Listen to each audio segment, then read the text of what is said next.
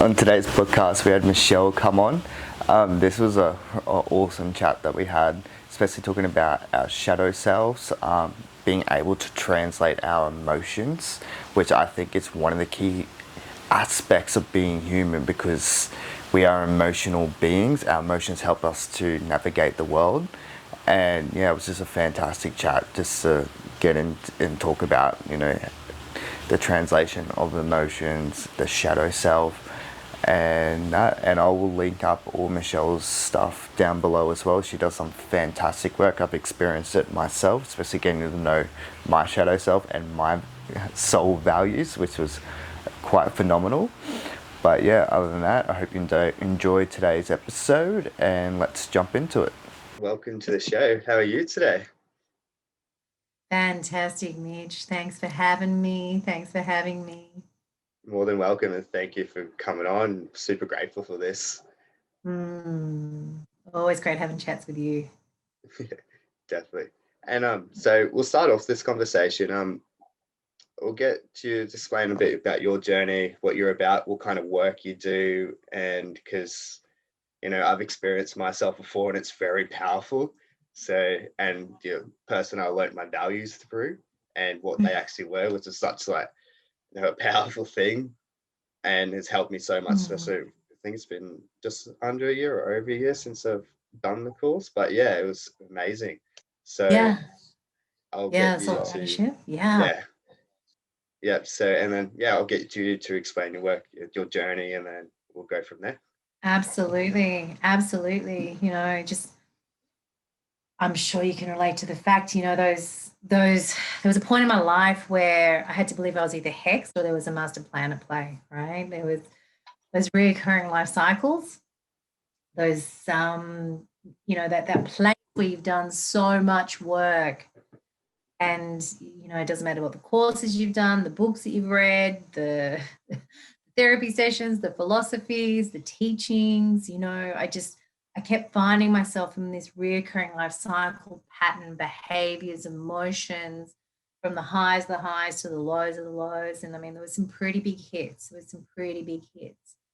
And it just got to the place where, I had to ask the quality question, what's going on here? What's going on here?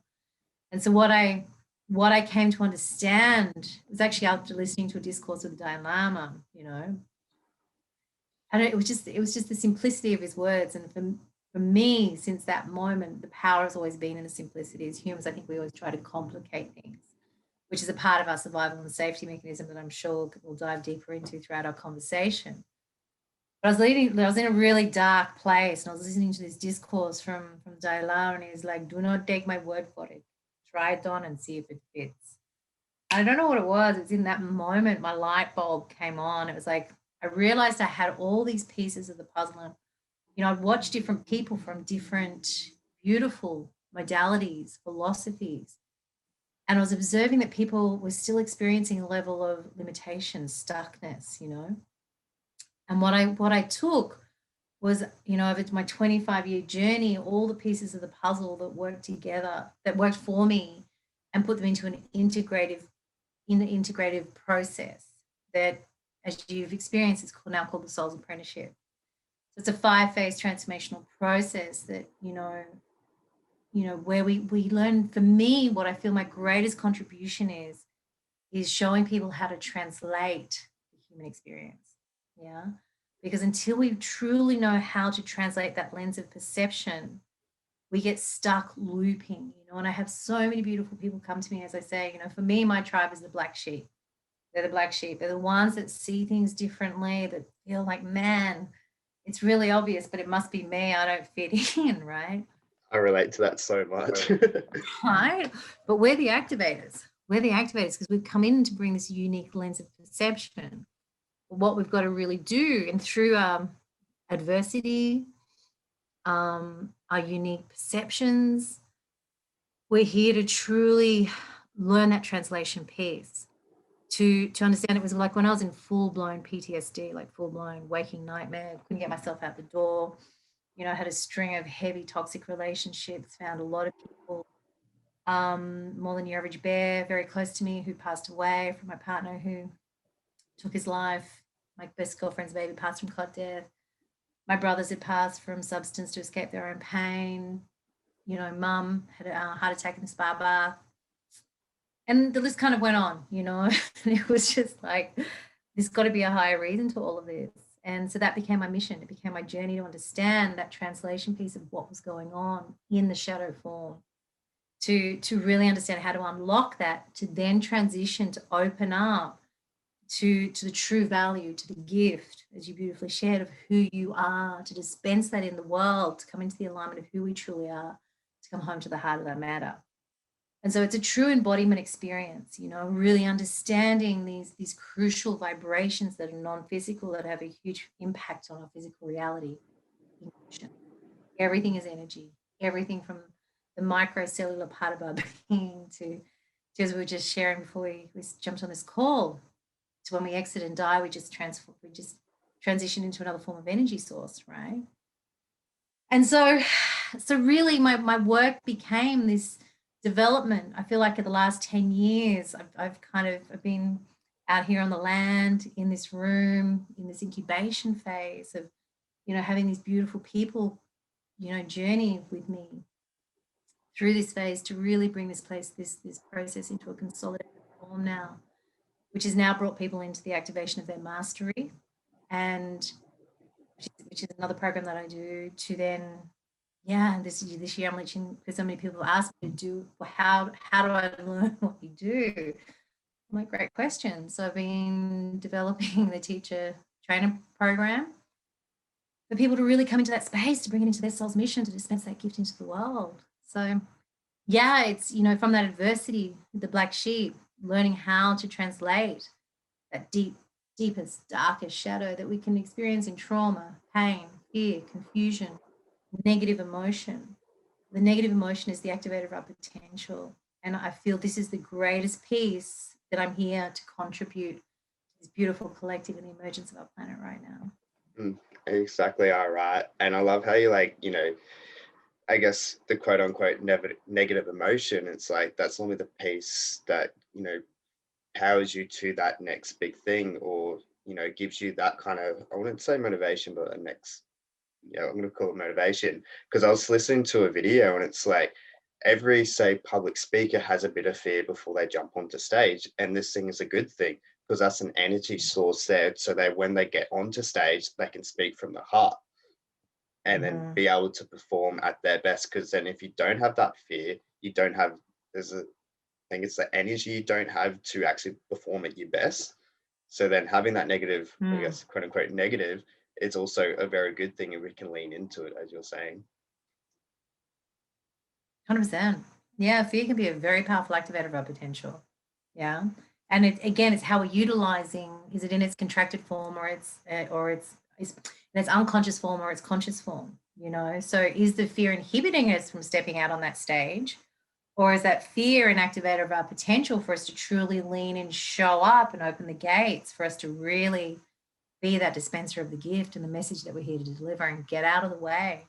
Because when it's in our shadow form, it's going to keep us in the safety of the known. And that's where we get these really frustrating experiences because we have these dreams that we're like, I see it, I feel it, I can almost taste it, but I'm not doing it. Why aren't I doing it? Because we're not allowing the beingness first. Yeah. And that takes the translation piece to transition, to then transform, to show up.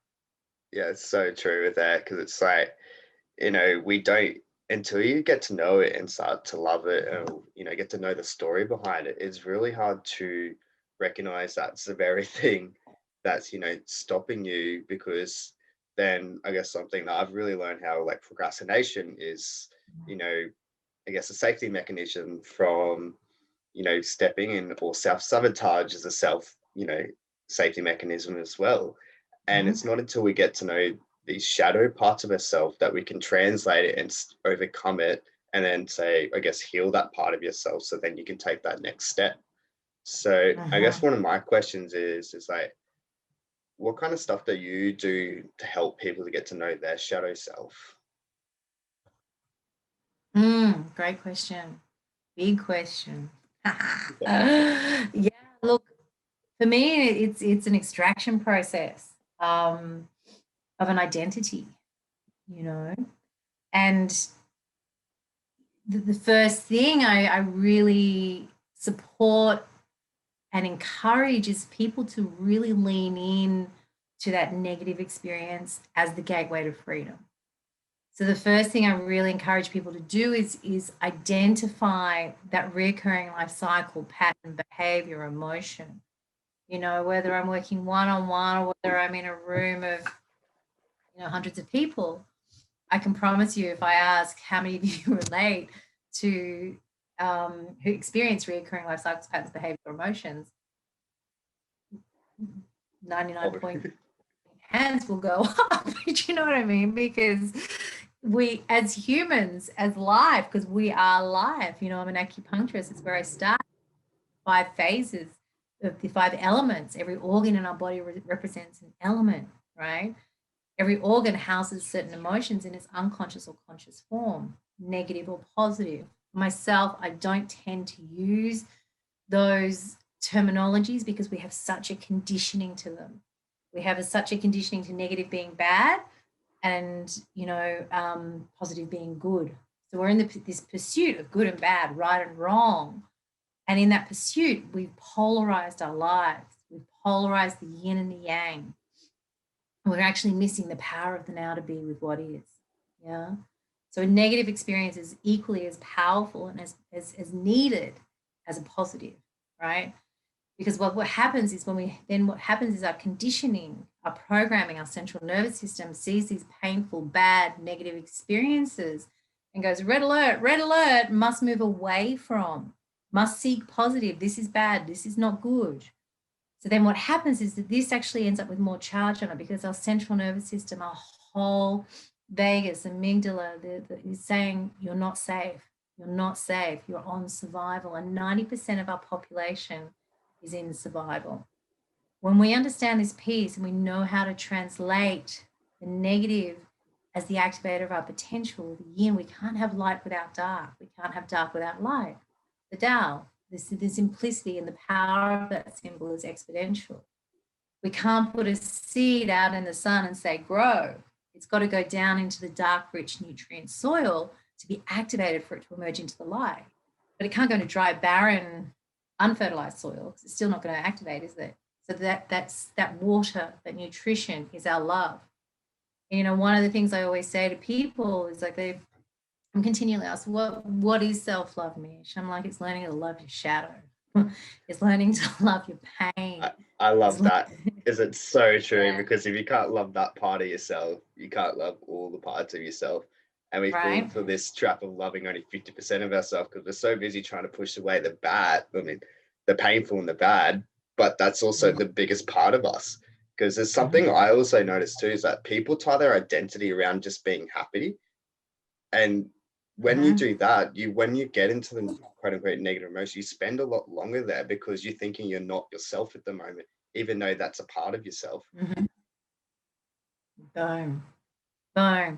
And so that part of ourself that we're actually denying, suppressing, avoiding, overriding, overcompensating, doing more to have more, we're forgetting about the beingness of who we truly are. And it's this whole protection mechanism of, what I term the not enough pandemic, all causative issue of, and it's never about the behavior, it's what's driving the behavior.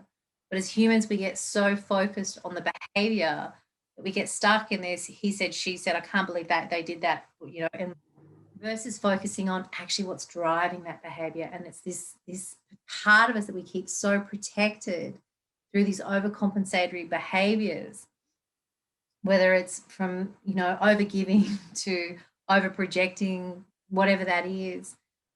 But once we're able to sort of allow what I call the empty yang to release, these character identities that are protecting the pain, the trauma, the fear, to just settle so we can access. And this is what I journey with people into. I show people how to unlock this, to activate that potential for them to emerge into the light and fully come into the embodiment of who they truly are. Yeah. And I love how you pointed that out, how we are so focused, I guess, on the systems or the, the behaviors instead of the root cause.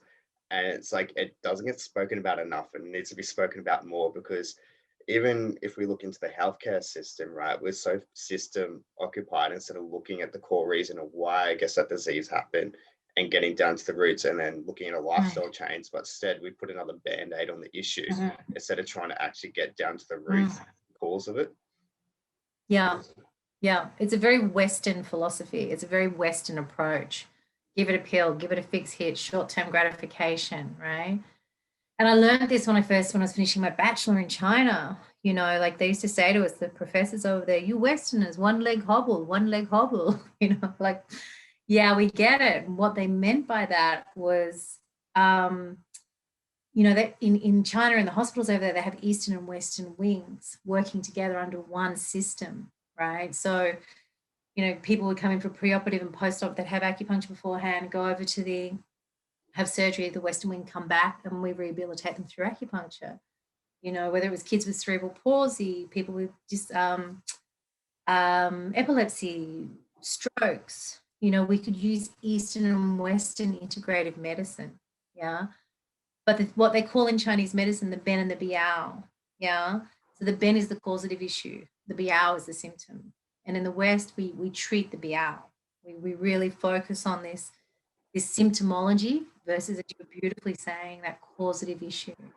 That's where I really learned the principle of this. And, you know, after watching people on my table for 10 years going, it was still only one element, acupuncture. I could still see if it was a musculoskeletal injury, if it was, you know, physiology, but if it was emotional, people were still rebounding, or they'd have relapses in a chronic disease state. So I'm like, what's going on here? What's going on here? And so I started to really study everything from NLP to shamanism, you know, like I say, science to shamanism, to pull all the pieces together, because we can't compartmentalize anymore. You know, it's a very old model of therapy, healing, transformation, because we're integrative beings, you know, and so this is what I've coined the trilogy of transformation. So when we're able to really, have I still got you, sweetie? Yeah. Frozen on my screen. Still got me? All good. All good. I can. All right, beautiful. Yeah. All right. So, Yeah. Nice. So the trilogy of transformation, so the cognitive, neural, and energetic. The cognition being the way we perceive the world. Perception is such a powerful thing. It's such a powerful thing. And the lens we see life is how we live life. And a lot of us are living in that 90% unconscious state with our old limiting belief systems running the show to protect us and keep us safe. And we prefer to stay in the safety of the known and step into the unknown, where creation and expansion and evolution is actually happening. Because it's like, it's so discomfortable to step into the unknown, even though if it's so much better for us. But the central nervous system and your mind's doing everything possible so you don't jump into that, I guess, to the unknown, because it wants to stay what's comfortable. And yeah, it's like trying to tell, like, this is something I've been really noticing on my journey too, is that every time I step into the next unknown, so many things start coming up. The triggers and the whole, like, I guess all the quote unquote bad emotions start coming up. And I'm like, okay, this is something I want to start talking to a bit more too, because I see a lot of people like, yeah, go for your dreams, but they never talk about how your whole central nervous system doesn't want you to do it either. Yeah. Totally. That's what I call the rocket ship moment, right? We've got to know how to sit into that rocket ship moment when everything in us, our amygdala, our whole vagus systems, is going red alert, flight and fight, pull them out. This does not pattern match. This does not pattern match to our conditioning, our code, like the program. It's like our computers. If our computer says no, computer says no, right? No access.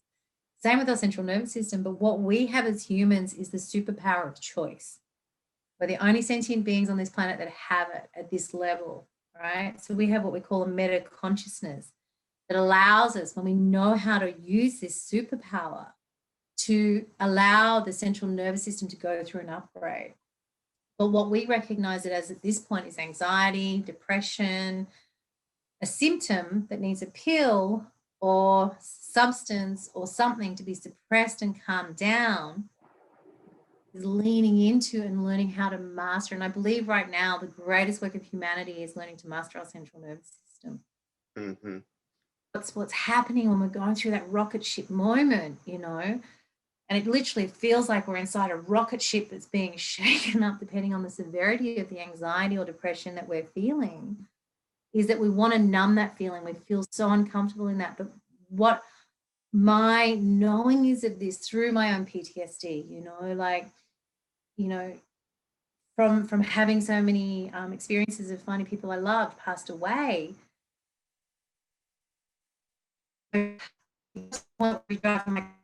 blanket in the back of my heart like a dead body, or I'd have peripheral flashes of things that weren't there. And I'm like, I know that's a blanket in the back of my car. I know there's nothing, you know, so intense that I knew they weren't real.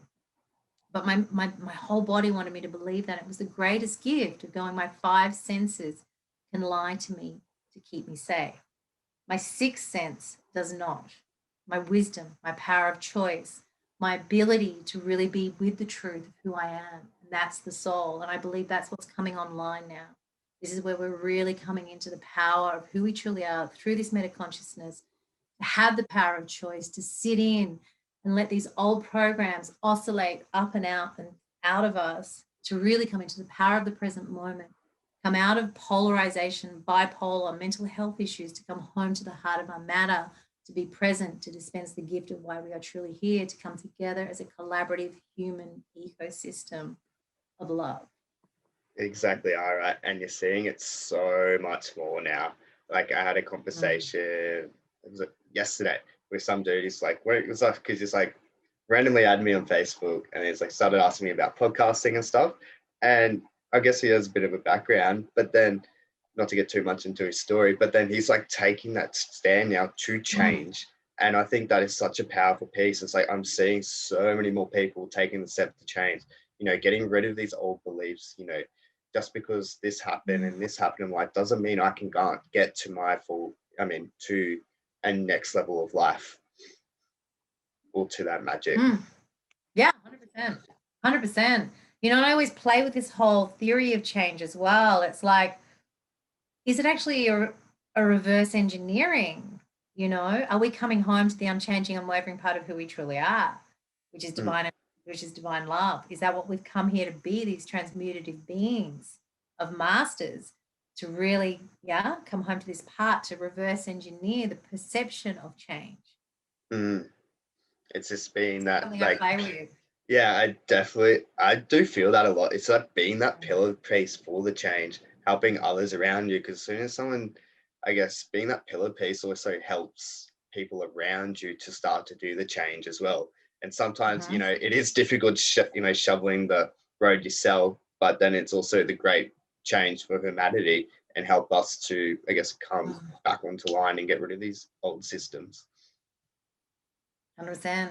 100%. You know, I was having this conversation with my girlfriends at dinner the other night. And I remember they used to look at me when I sort of stepped onto this path, and I was always trying to articulate what it was I was feeling. You know, I had this deep sense of feeling, but it was like, people would look at me, even when I first started doing my workshops and stuff. I remember looking up and people would be looking at me going, not quite getting it, but they were feeling it. Do you know what I mean? Yeah. And the years of paving that path and forging forward through my own experiences and becoming the embodiment of that, the ripple effect of that, my ability to articulate that and stay committed to that has really served. Has really served. So you're talking about, and all those beautiful change makers out there bringing people home to the light. You know, it's this is beautiful collective consciousness that's coming together on the planet now to accelerate this process. Yeah, 100%. And as you're saying, like the first thing that comes, because yes, it's very hard at the start to articulate it into words. And this is what I explain to people, like, because sometimes people like, what's my why? And it's like, I don't know it. I'm like, don't have to articulate it into words now. If it's a feeling, just go for it. And then as you go along the journey, the words will come through you and you'll be able to explain it 10 times easier to people. And then you'll be that pillar piece to help people to explain their why as well. 100%. 100%. You know, a really good acronym for why, WHY, is what hurts you. Yeah. Yes.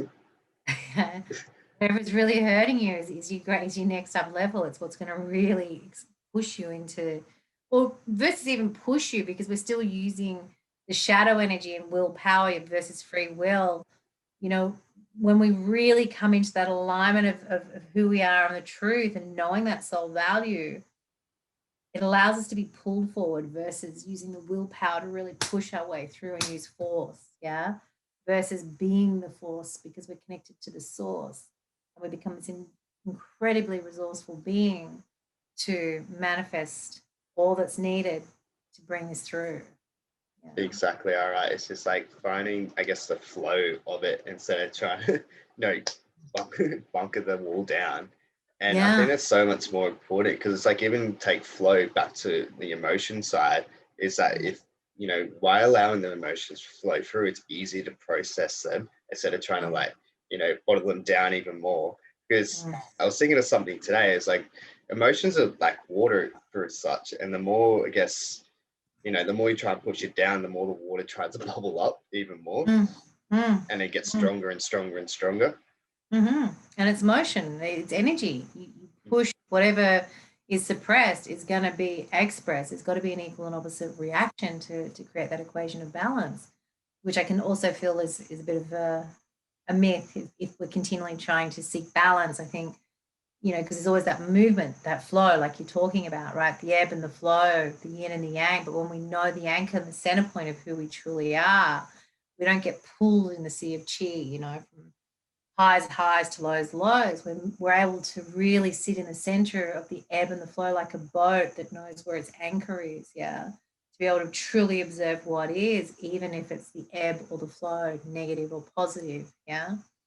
It's just we sit into that space. But that flow, that liver energy, the ethereal soul, the universal mind, the emotions of the liver is either anger or flow.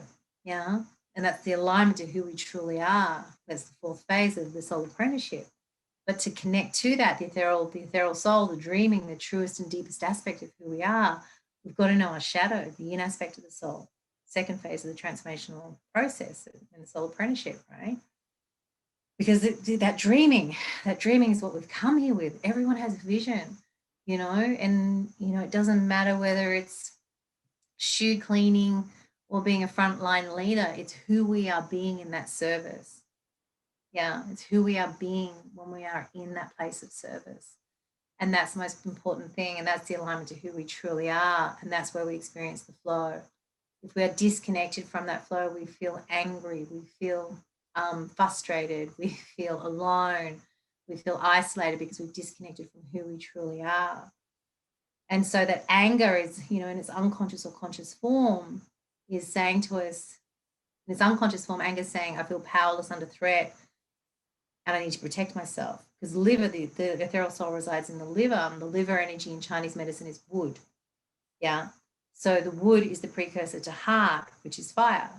So the anger, if the anger is in rage and it's in its unconscious form, we tend to project or suppress and become passive aggressive and eat ourselves up, usually the cancers or whatever along those lines.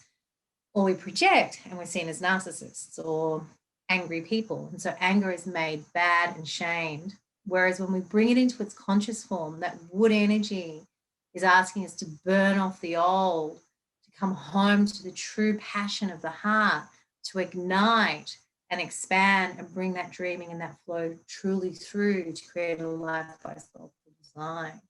The co-cycle, what we call the co-cycle. Which is like so true, because it's like, I love how you explain it. And it's like anger is that, the opposite of the flow. So it's like as you're saying, it's like burn off the anger so you can reach the flow, bring it back to yourself, because the emotions is how the soul talks to us, how the body talks to us. And it's like being able to interpolate it into, I guess, the English language, which can be quite difficult for people, but once you can articulate it, then you can get, step into that empowerment of the soul. 100%. Yeah, the emotions are the language of the soul, and when we know how to translate them, we're free. We're free because we no longer fear our emotions. We no longer fear our feelings. We know how to translate them as this incredible language of being human. That's 100% right. So I'll wrap it up on this question. What is the legacy you want to create? Ooh, great question, Mitchie. Great question. For me, it's the Choose Life Foundation. Yeah, which I'm in the process of really bringing through. And obviously the Soul Apprenticeship, bringing these 5 phases through, which I feel is already in full motion. But the Choose Life Foundation is a foundation where, you know, people can come. I've looked at, you know, and this isn't to discredit in any way, shape, or form, because I believe everything is needed right now, especially in the support realm of suicide prevention or people that are in really dire needs. For me, the Choose Life Foundation isn't so much about preventative or suppression of the pain for people to survive, which is where we kind of started, right?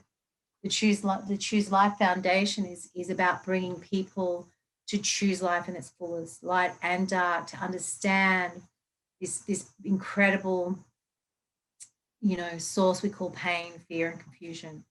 Because the only reason why people want to exit into suicide is because they want the pain to stop. But when we can embrace it as a wise sage master, we've mastered the human experience. And those that the black sheep, they're usually on the precipice, you know. They can see it, they get it, but they just don't know how to walk through that gateway of transformation. So for me, the legacy that I'll be leaving is the Choose Life Foundation. That is awesome. And it's definitely something that's so important, and especially right now. And yeah, I'll link that below too in the bio and that for you too. Yeah, thanks, Dylan. That's all right. Appreciate it.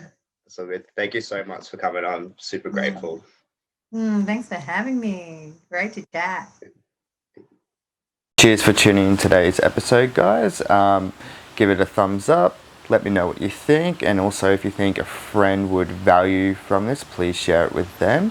And also, before I let you go too, guys, my Rewrite Your Story video course is out now as well, and just go to my website to be able to get that. And also, on the 5th of April, I'm launching Re-Engineer Your Mindset program. So if you'd like to register for that, either contact me through any of my socials or go to studio or email me at studio of mindfulness. So that's with the last S as a number 5 at gmail.com.